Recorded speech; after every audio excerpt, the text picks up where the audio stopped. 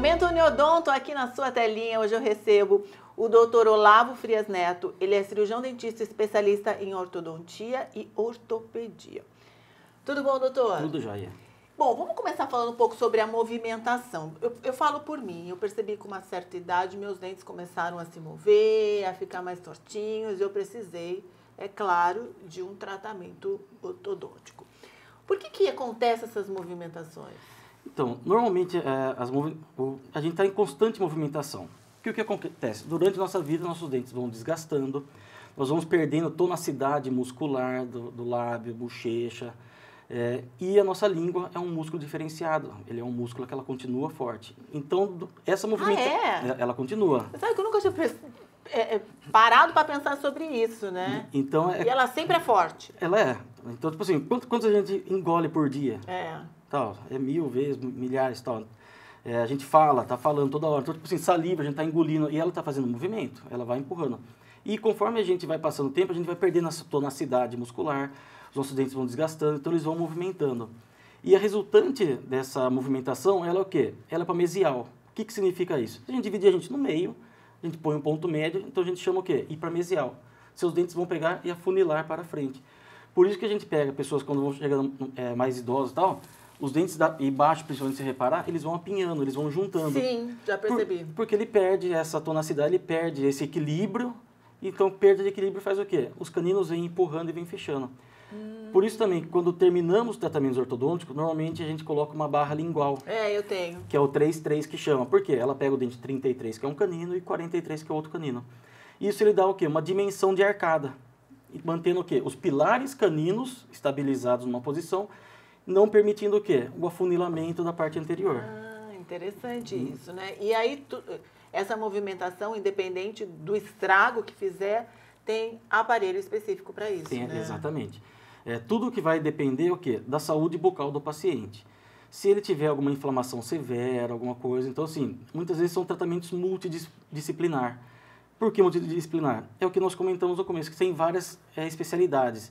Então, se o paciente chegou, ele está com problema periodontal. O que é o problema periodontal? A gengiva está inflamada, basicamente, está com alguma perda óssea. Ele faz o quê? A gente tenta revitalizar esse periodonto dele, recuperar. Aí tá legal, poxa, não está mais sangrando, não está inflamado, nada. Aí a gente pode partir para a ortodontia. Ou se ele tiver com alguma dor, a gente vai fazer tudo antes de entrar. Porque a ortodontia é sempre o quê? A última etapa de um tratamento. Que para a gente movimentar o dente, a gente tem que estar o quê? Com um periodonto sadio. Por quê? A movimentação, ela basicamente é um processo inflamatório. Sim. Por isso que dói. Quando a gente põe o aparelho, você pega os primeiros 3 dias, dói e tal, porque o dente está querendo movimentar. A gente colocou uma força constante, fica pressionando o seu dente contra a parede óssea, e aí seu corpo responde o quê? Uma inflamação que ela promove uma reabsorção da parede óssea de um lado e a formação óssea do outro. Por isso que o dente ele vem e caminha. Então esse movimento é um movimento inflamatório. Por isso que tem que ser o quê? Com especialistas, para saber o quê? A força correta, porque se a gente colocar forças grandes, pode provocar o quê? Uma inflamação exacerbada e reabsorção de raiz, ou outros problemas. Nossa, bem interessante mesmo.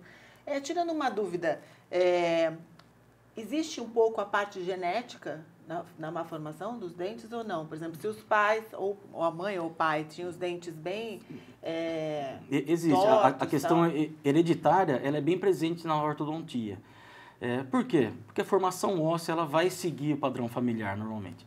Então, se um paciente ele já tem um rosto mais alongado, mais afunilado, já padrão, ou queixos, às vezes é muito comum pacientes terem problema classe 3, que a gente chama. Que o que é? Tem o queixo avançado. Muitas vezes você pega, é um padrão familiar. Você vai ver que ele vai ter já um crescimento ósseo e muitos tratamentos que acabam sendo ou cirúrgicos ou compensatórios. Tenta inclinar o dente um pouquinho, depende dos casos. Mas essa questão hereditária está muito conectada. Interessante. Olha, mais uma curiosidade aí respondida para você, gente. Toda semana o Uniodonto, né, nos envia profissionais como o Dr. Olavo para estar dividindo aí conhecimento para vocês, falando desse mundo, toda a parte dentária, e como eu falo, tem a parte estética, que a gente adora, né? Sim. Mas também tem a parte funcional, porque hoje, se você não tiver uma mordida bacana, tal, além de você não comer direito, problema de intestino, dor de cabeça, começa a travar os dentes e tudo mais, E a gente tem, hoje em dia, os especialidades, os especialistas nessa área para estar tratando aí, deixando a gente com os dentes maravilhosos. Doutor, quero agradecer a sua participação. Eu que agradeço o convite. E até uma próxima.